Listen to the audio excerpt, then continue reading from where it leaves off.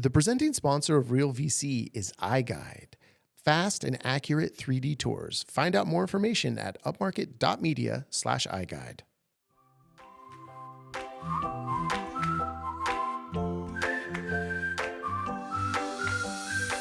Coming to you from the Upmarket studio in beautiful San Buenaventura, California, this is Real VC, a podcast all about Ventura County real estate.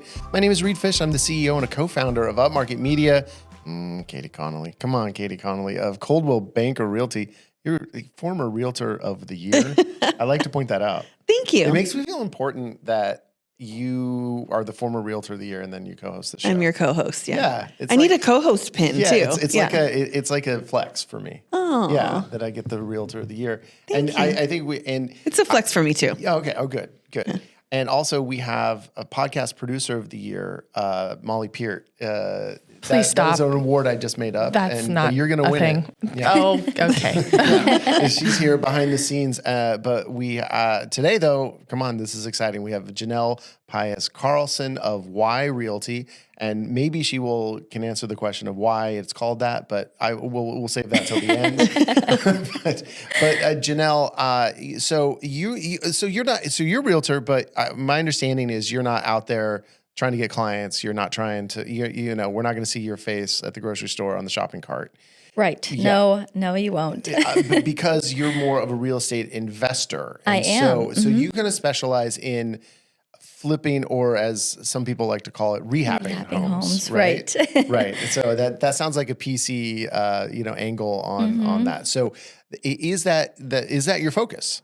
It is, yes. So thank you so much for having me on the show, by the way. Of course, yeah. Yes. So I mainly focus on wholesaling and flipping homes or rehabbing homes.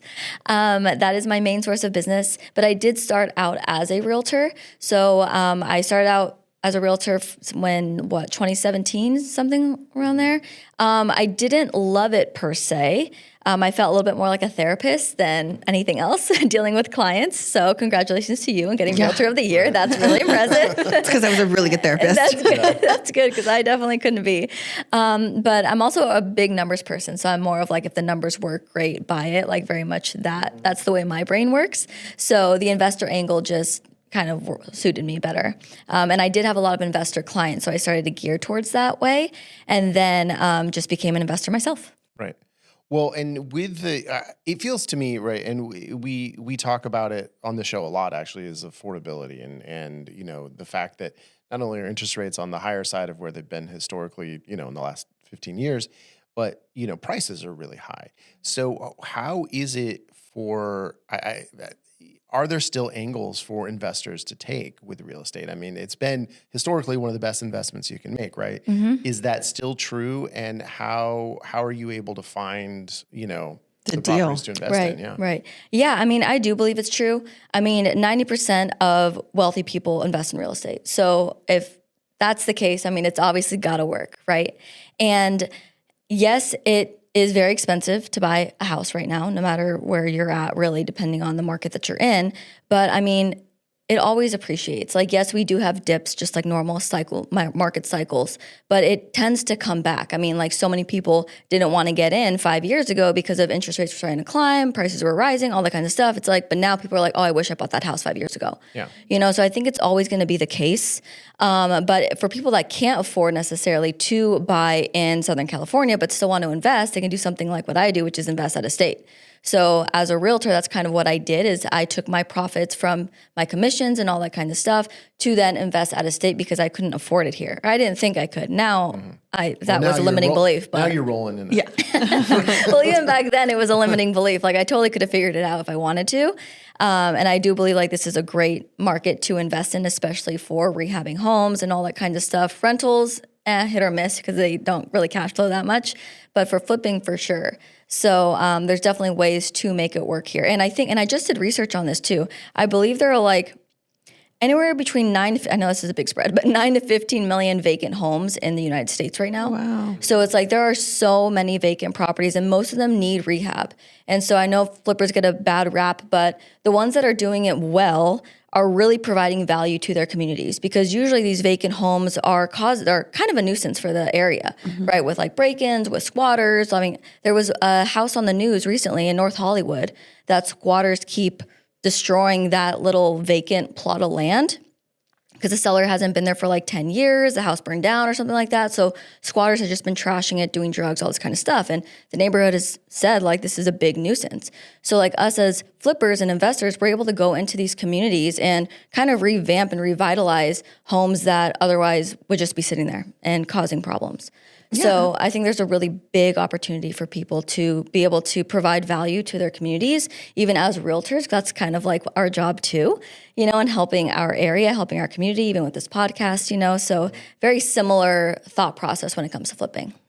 That makes sense. And I found that consumers, as much as they say like, oh, I'm down for a project, like I'm so into that, they ultimately end up buying something that's totally dialed in. Mm-hmm. And it's easy. Well, that seems easier. It's pretty, And they're like, no, I can just do it myself. I watch all the shows. Mm-hmm. But I found ultimately that people get overwhelmed, consumers, especially when you're putting all your savings down into this house, then you don't want to spend, thousands of dollars more to for sure do the flooring and paint. And it's always more than flooring and paint. It is always more than flooring and paint. But there are some loan products out there for people that are wanting to do this and are going to owner occupy the property and live in it. So there's that 2 or 3K loan, which allows you to do that and use the bank's money to fix up your house, which is kind of cool. So I think that's like the best FHA product out there for that. Yeah. And then of course, hard money, but with hard money, which is an investor kind of loan, it's a short-term product, usually 6 months to a year is the loan term, but you can't owner occupy it. So, but that's usually what I use to flip homes. Nice. Well, and I think that there is this maybe romanticized notion, and I know people who are like really are interested in flipping because they've watched the shows. Right. Mm-hmm. And like and obviously, like I know enough about I actually used to work on House Hunters, which is not a flipping show. Oh yeah. But back in the day. So I know what goes into these things. Mm-hmm. And guess what? It's not all real. Right. Spoiler alert. But like has that how has the kind of flipping TV industry affected you and affected what you're doing? And does it mean there's more competition? Does it mean people have a kind of distorted idea of what it's about and how they can do it and how easy it is? Yes, for sure. I think that's when I see houses sell for more than they should, that's like a flip. I know that person's probably not running their numbers correctly because they probably watched the show and they're like, oh, I could do this. I'll just, calculate what I can, and then they get themselves in trouble. So yeah, that's definitely a big thing. Or I see on the market, like just my competition of like who I'm competing against with other flippers and their flips and stuff. Like some people just kind of put lipstick on a pig is what we call it, right? Mm-hmm. And they just like do the bare minimum, but it kind of looks nice until you really look into it and you're like, what did they do here? Mm-hmm. So I see that a lot too. So that's a big problem for sure. No, for sure. I mean, we've photographed many bad flips. Yeah. I mean, it actually doesn't take too much to spot it. No, not at all. You're just hoping that the people who buy are actually going in and touring the home, or that the realtors used a great 3D product like iGuide to really get you have to do all the inspections on a rehabbed home for sure. Because we've seen like pipes not connected, like the pipe goes here, then there's a gap, and then the other pipe's here. Just water just flows around, and you don't see that because it's behind a wall. So wow, cracks in the sewer line down to the street. They put new sod over it, so we didn't see it. Mm-hmm. Yeah, so all the inspections kind of point that stuff out. Well, so as an individual investor, right? Or do you have a group? Or is it I don't know. It's just me and my husband. Okay, so it's just the two of you. Like, how many houses at a time are you able to have as a project? So we are juggling about 2 to 3 active flips. We're usually juggling anywhere between 2 and 5 properties at a time. So like with wholesaling as well. So we do that too. What do you mean by wholesaling?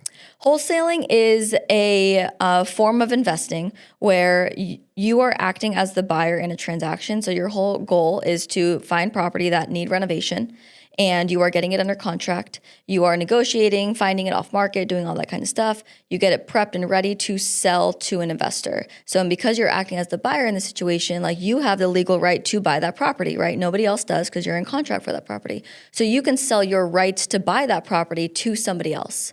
So what you're doing is you're selling the contract to an investor to buy that property. And that's wholesaling. Okay. Mm-hmm. Tell me more on this. Yeah.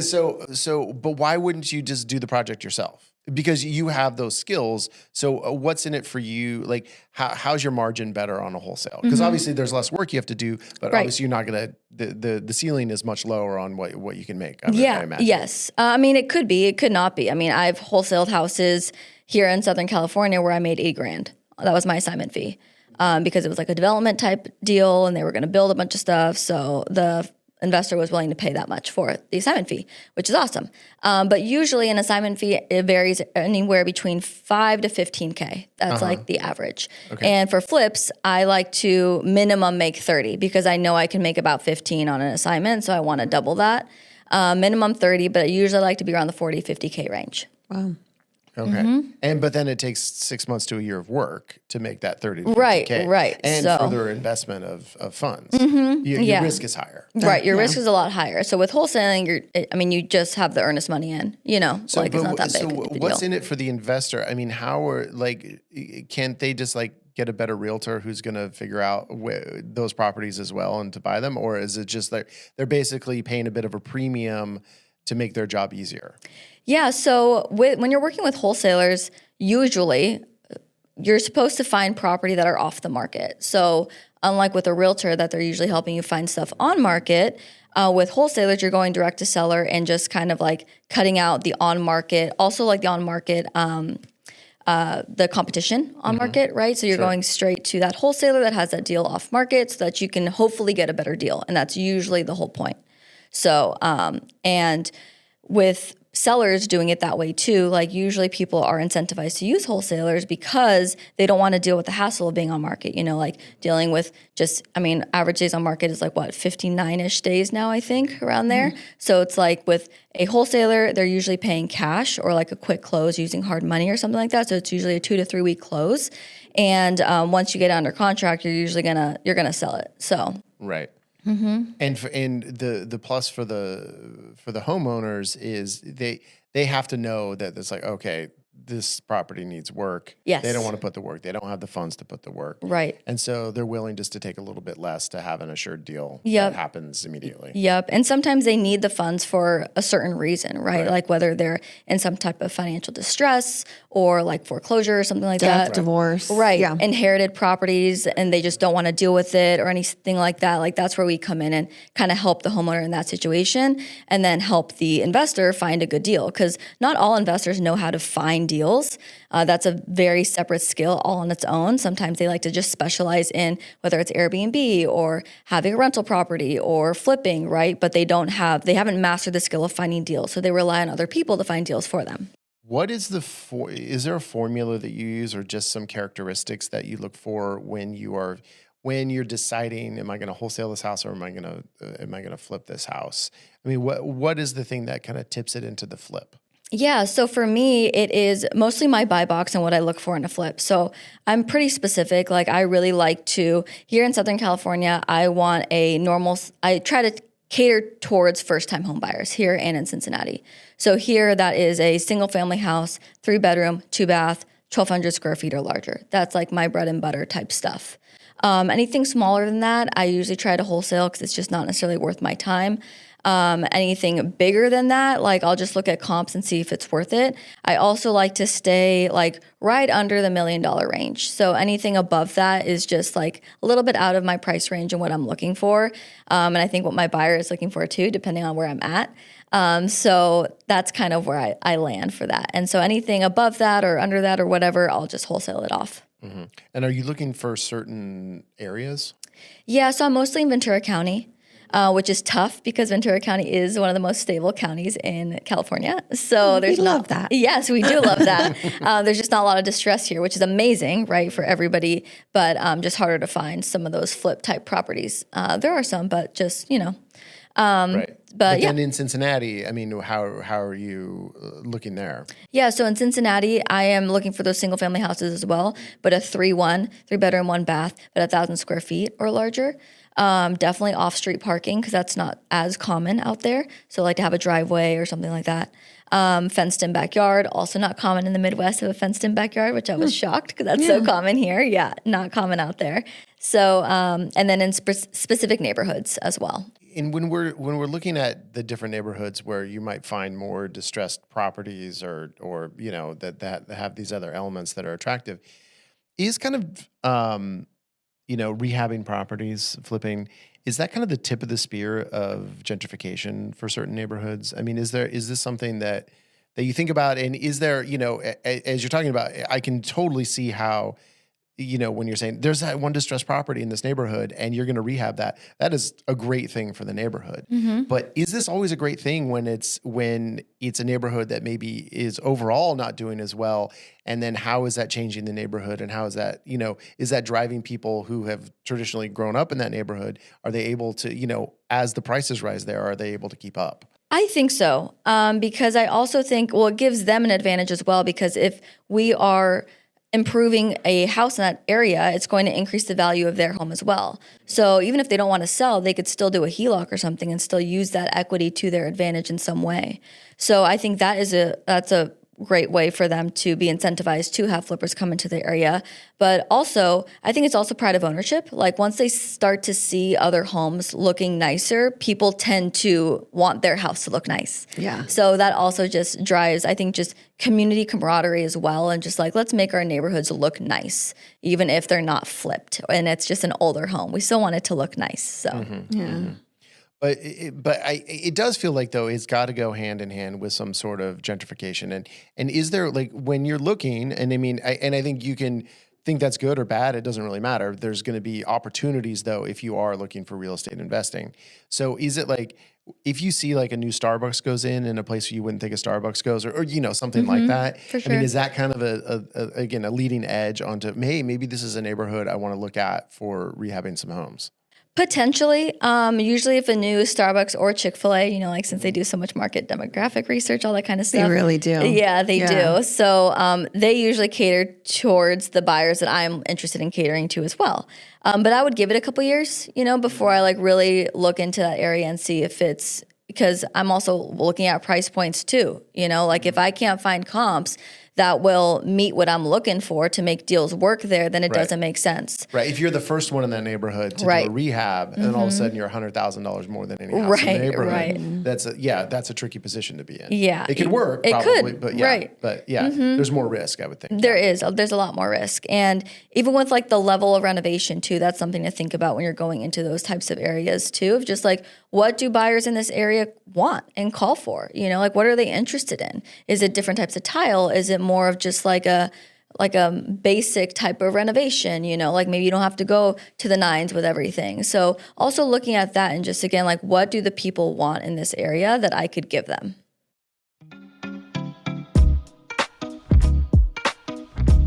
I love my fair share of drama, but what I don't want is drama with my 3D tours. And I got to say, the platform we've been using for a long time, there's so much drama around it now. Anyone can DM us, we'll let you in on it. But basically, they're not able to be shown on many of the popular home browsing sites. And so we have a 3D solution that not only do we think is better, but is agnostic about where it can be shown. So it will show up on Zillow, it will show up on Homes.com, it will show up on the MLS. There are no questions about it. It's also a easy and fast and accurate 3D tour that outputs floor plans, and we can do a site plan of the entire property. So fully functional, amazing quality, and results that you will love, and gives you way more tools to market your property, and it is iGuide. So please go to upmarket.media/iGuide for more information.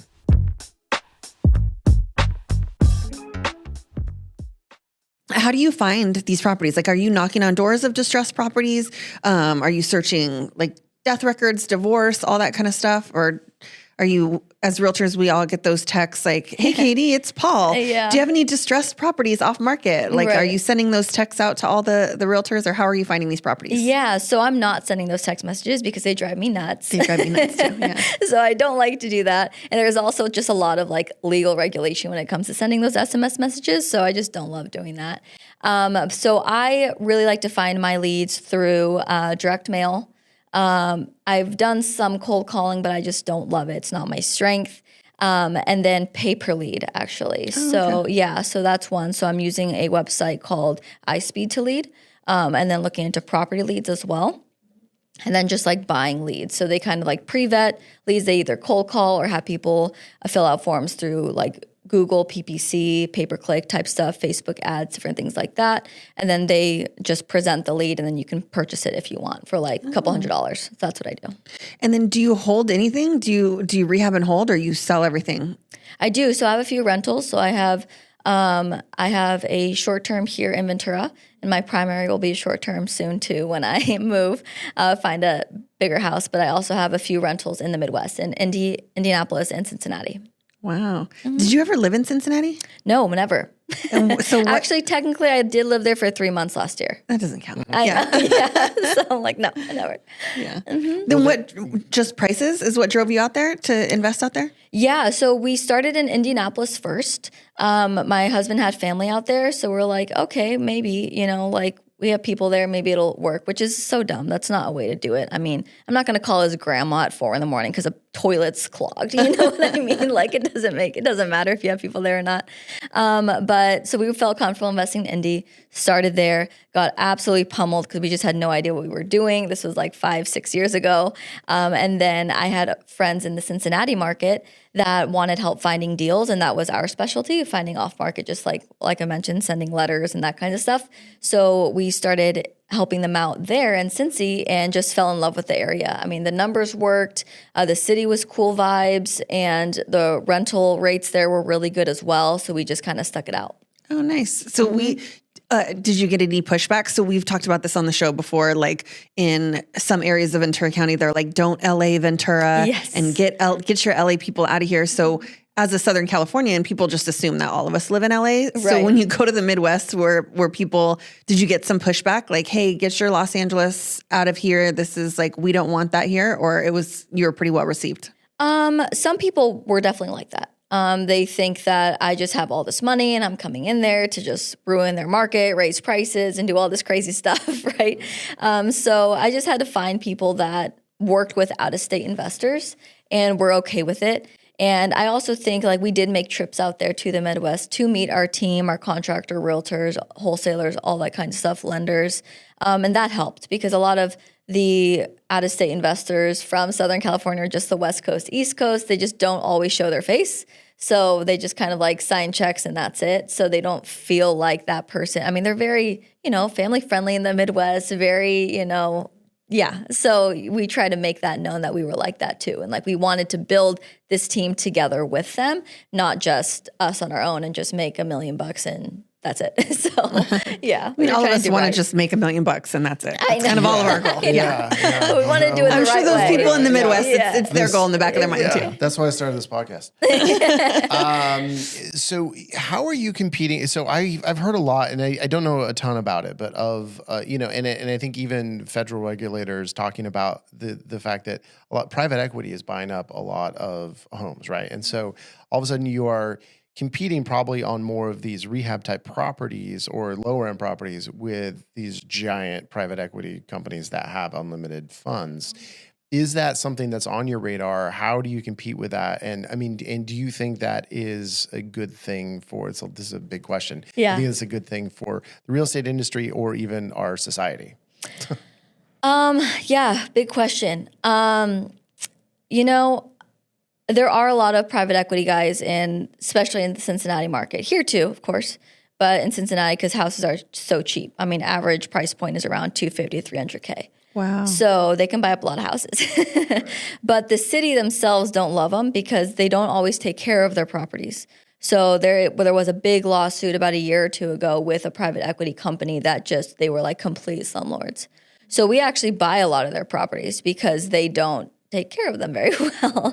So we're able to kind of buy some of those off. And a lot of them, honestly, because they bought so many in like 2020, 2021 and like those 2 to 3 year mark, they either ran out of money or they weren't able to keep up with all the repairs. And because they were also buying so fast, they were not calculating properties correctly.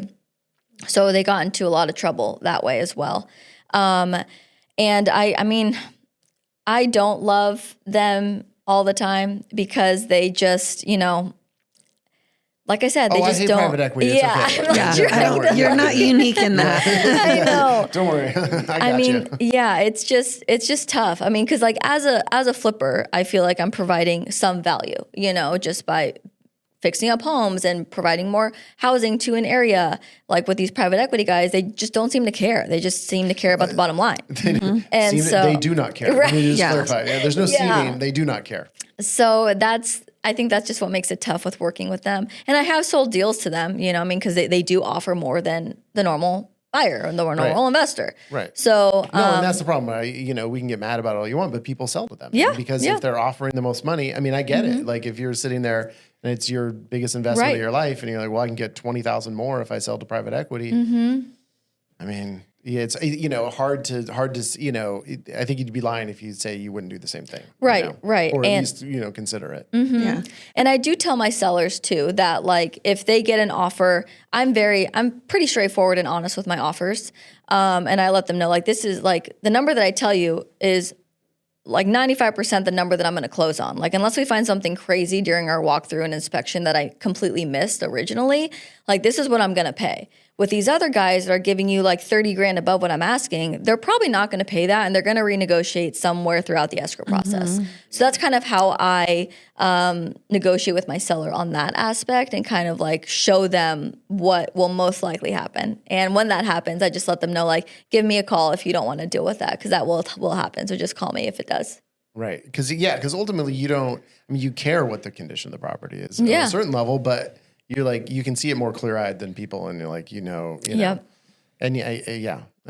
So there, going back to again, that there's there's so many shows about flipping houses and it's in the popular zeitgeist.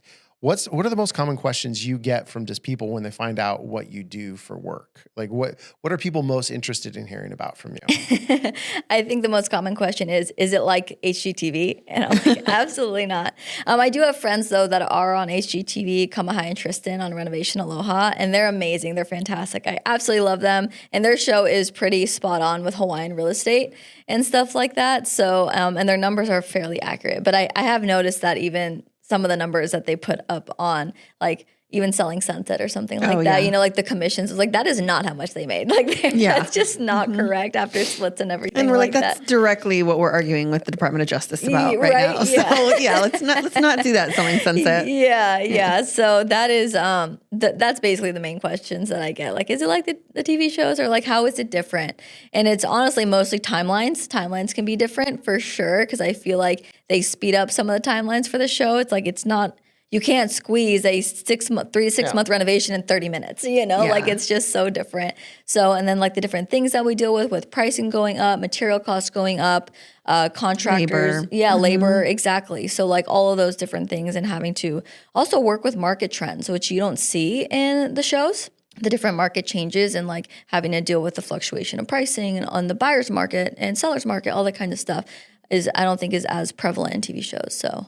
Yeah. I let them know that too. And then they get bored. So Yeah, well, and I think so much of any of our jobs is boring, right? It doesn't make for good TV. No. And Mine would be great. What? Yeah. What would be great? My TV show. Yeah. Fully entertaining. Well, I don't know. As would yours, Reed. Yeah. So I get why it gets cut out. We cut out, you may not think we edit the show, but we do, there's some stuff we end up cutting out. But what is the accurate reflection on the TV shows that you actually do go through? yeah, I think it depends on the TV show for sure. But miscommunication with contractors, sometimes that's shown. Like I know on one episode, like Renovation Aloha specifically, he fired a contractor and like that was real, like you have to do that sometimes when people aren't hitting their timeline or they're lagging or they're just like not doing their job well, you have to fire people and it sucks, but it happens.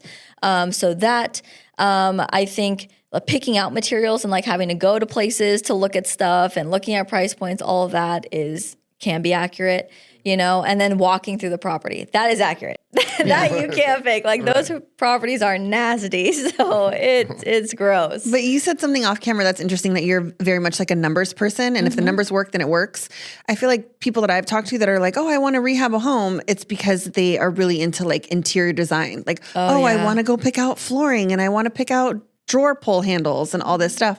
But that's a very small part of it, correct? It is. Yes, it is a very small part of it. And one of the mistakes that I made when I first got started was I was renovating a house almost for myself instead of the end buyer. And that's a big thing. I feel like that would be a natural thing for people to do. Right? Yeah. Like, oh, I like this, so other people must like it too. And it's like, no, maybe not, but maybe not. Well, it's almost like home staging where it's like you can't stage to your taste. You taste on what buyers want to see. Right. And you make it as broadly accessible as you can. Yep, exactly. So I think that is a big mistake that people are like, oh, I'm just going to be designing houses and make them pretty. And it's like, that's not completely true. Like that is a very small portion, like you mentioned. Like it's mainly managing finances, managing timelines, just a lot of management stuff. So boring, right? Like no one wants to sit behind a desk managing an Excel spreadsheet, making sure that profit and losses are balancing, like that. But that's just how it is sometimes. Yeah. Now, are you all doing any of the labor, the manual labor on the properties yourselves? Because I think the rehabbers, the flippers that I tended to see back when I was out shooting real estate myself was, the flipper is there and they got the dirty, like the sawdust on their pants and everything else. So yeah, are you guys doing that? Sometimes, but very rarely now. Like I have realized that my time is better spent finding deals and working on the deals. So my contractors are just so much more efficient than I am to do demo and labor. They do that every day, so it's more cost effective as well for me to hire that out. Like, even though that may seem contradictory, but it's like, if I'm able to save time by hiring this person, then it makes more sense for me to do that than me do it myself and then wait a week or two and then have that interest pile up or whatever and then have to list later. Maybe now we're in October instead of like summer for list date or whatever, just because I decided to do things on my own. Just doesn't make sense all the time. Have you thought about getting your general contractor license to just sub stuff out yourself? I have, but I do like managing a GC, general contractor, versus subs. Yeah. Like, because I do have a few projects going on at once, like having to manage everyone's timeline versus one guy's seems like too much for me. Right. Yeah. You have your regional managers and you're like the CEO. GCs always, they seem like they have the best gig. They seem so laid back. They're the last ones to show up. They're just like, yeah, I got it. I'm good. And I'm like, I could do that. Well, you should get your GC license. I know. I wonder what the test entails. Probably things it's probably harder than the real estate exam. Yeah, probably is. Yeah. I mean, some GCs are like that. Others are a little bit more involved. So I try to find the one that is a little bit more involved and also that's willing to grow with me. And you need to find a GC that manages time well, because not all of them do. So they may show up to the job site late or whatever, but like if my guys are in line and like, because it's a dance, of when you're renovating homes, because you have, the demo guys and the framing guys and the drywall guys, the finishing guys, like everyone has to be lined up perfectly for the project to go smoothly and to be on timeline. And so if my GC can do that well, then I don't care when it shows up to the job site. Like, as long as you're keeping your guys in line, then I'm cool. And I will say, the kind of, as we're wrapping up here, the one thing that I do remember whenever we photograph, even now, flips, there's always a damn carpenter or painter there as we're pulling up to shoot every single damn time. You're never, ever ready. So work on that, all right? Yeah, okay. There's some blue tape somewhere. Always. I know, right? Always. I photoshopped out so much blue tape. I can't even tell you. So if we want to know more about flips or we want to see what you're doing, where can we find you on Instagram? Yeah, Janelle? So you can find me at janelle.invests. So Janelle Invests on Instagram, TikTok, Facebook, all the sites. So, but I'm most active on Instagram and TikTok. What are you again? I can't remember. Katie.connolly.realtor. Yes. Right, I love it. And I'm not as active on TikTok. I love when people bring TikTok up because it's like I add it to my to-do list. Like, that is something I need to do. We're active on TikTok. I heard. These clips are going on TikTok. I heard we're blowing up. We're upmarket.media across all social media. I'm Reed Fish, LYSM, my personal account. And there we go. So Janelle, thank you so much for being here. That was really wonderful. Thank you, of course, to iGuide for sponsoring, and thank you to everyone who's watching and listening. We really appreciate you, and we'll be back next week with another show. We're going to do it, Katie. We are. Okay. Awesome. Thanks, guys. Thank you. Real VC is a production of Upmarket Media. This episode was produced by Molly Peart and edited by Tessa Nelson. Thank you for listening. Please subscribe on YouTube or wherever you get your podcasts.